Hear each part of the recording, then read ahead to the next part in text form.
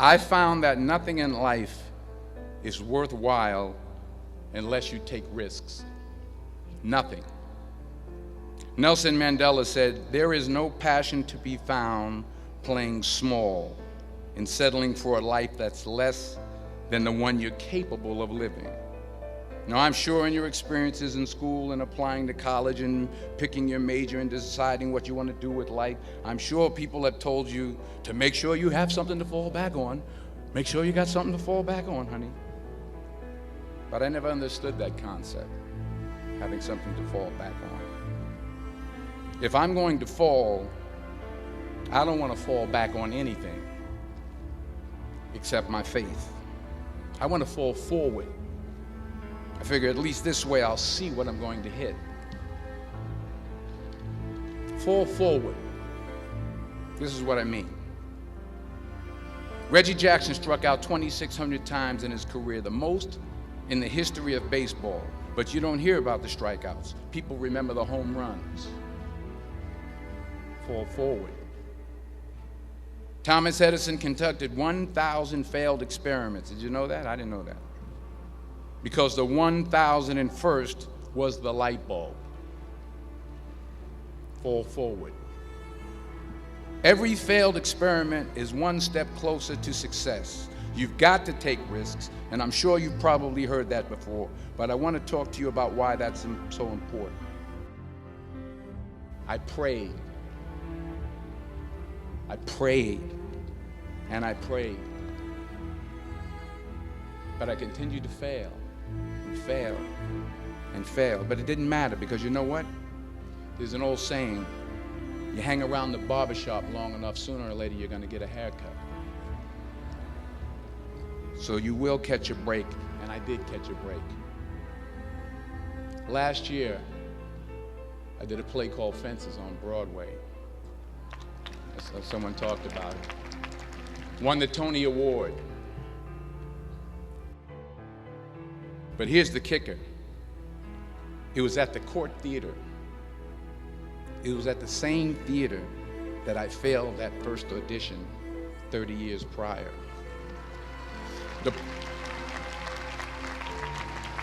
The point is, and I'll pick up the pace, the point is every graduate here today has the training and the talent to succeed. But do you have the guts to fail? Here's my second point about failure. If you don't fail, you're not even trying. I'll say it again. If you don't fail, you're not even trying. My wife told me this great expression. To get something you never had, you have to do something you never did. Les Brown's a motivational speaker. He made an analogy about this. He says, imagine you're on your deathbed, and standing around your deathbed are the ghosts representing your unfulfilled potential. The ghost of the ideas you never acted on, the ghost of the talents you didn't use, and they're standing around your bed, angry, disappointed, and upset. They say, we came to you because you could have brought us to life, they say. And now we have to go to the grave together. So I ask you today, how many ghosts are going to be around your bed when your time comes? What are you going to do with what you have? I'm not talking about how much you have. Some of you are business majors. Some of you are theologians, nurses, sociologists. Some of you have money. Some of you have patience. Some of you have kindness. Some of you have love. Some of you have the gift of long suffering. Whatever it is, whatever your gift is, what are you going to do with what you have? All right, now here's my last point about failure. Sometimes it's the best way to figure out where you're going. Your life will never be a straight path. I began at Fordham University as a pre-med student. I took a course called cardiac morphogenesis. I still can't say it. Cardiac morphogenesis. I couldn't read it. I couldn't say it. I sure couldn't pass it. So then I decided to go into pre-law, then journalism. And with no academic focus, my grades took off in their own direction. Yeah, down.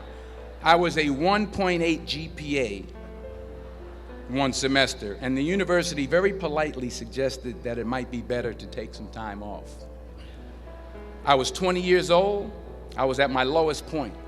And then one day, and I remember the exact day, March 27th, 1975, I was helping my mother in her beauty shop. My mother owned a beauty shop up in Mount Vernon.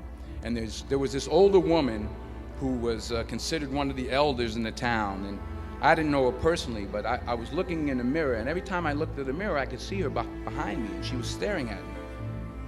She just kept looking at me. Every time I looked at her, she kept giving me these strange looks. So she finally took the dryer off her head and she said something I'll never forget.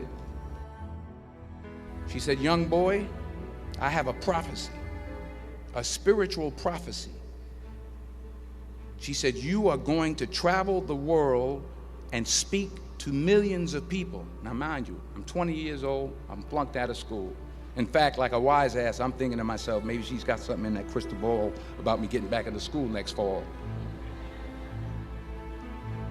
But maybe she was on to something, because later that summer, while working as a counselor at the YMCA camp in Connecticut, we put on a talent show for the campers. And after the show, another counselor came up to me and asked, "Have you ever thought about acting? You're good at that." So when I got back to Fordham that fall, I got in and I changed my major once again for the last time. And in the years that followed, just as that woman prophesied, I have traveled the world and I have spoken to millions of people through my movies. Many years ago, I did this movie called Philadelphia. We filmed some of the scenes right here on campus.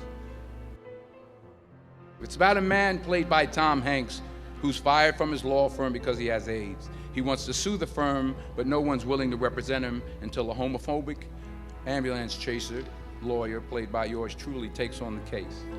In a way, if you watch the movie, you'll see everything I'm talking about today. You'll see what I mean about taking risk or being willing to fail. Because taking risk is not just about going for a job. It's also about knowing what you know and what you don't know. It's about being open to people and to ideas. In the course of the film, the character I play begins to take small steps, small risks.